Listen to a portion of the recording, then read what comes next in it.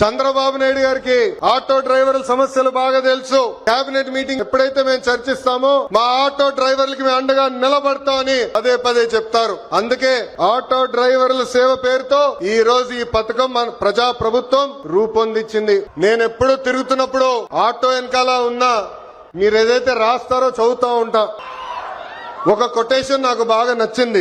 ఆ కొటేషన్ ఏంటంటే, వర్షం ఎలా పడుతుందని పిల్లలు అడిగినప్పుడు దేవుడు కురిపిస్తున్నారని చెప్పొద్దు, మనం ఒక్క మొక్క నాటితే ఒక్క నీటి బట్టు వర్షం ద్వారా వస్తుందని ఒక ఆటో డ్రైవర్ పెట్టుకున్నారు. అంటే ప్రకృతి పట్ల మనకున్న బాధ్యత ఆ ఆటో డ్రైవర్ ఈరోజు సమాజానికి నేర్పిస్తున్నారు. ఇంకొక ఆటో డ్రైవర్ కొటేషన్ చూసా, అందరూ బాగుండాలి దాంట్లో నేను కూడా బాగుండాలని చెప్పారు.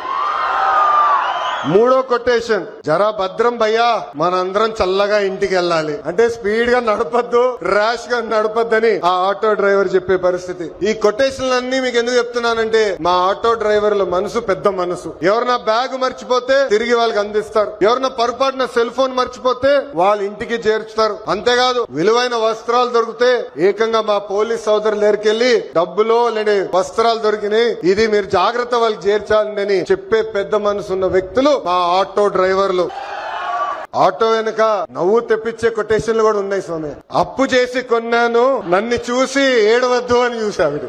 ఇంకోటి, హాయ్ అని ఆశ పెంచొద్దు, బాయ్ అని బాధ పెట్టద్దు.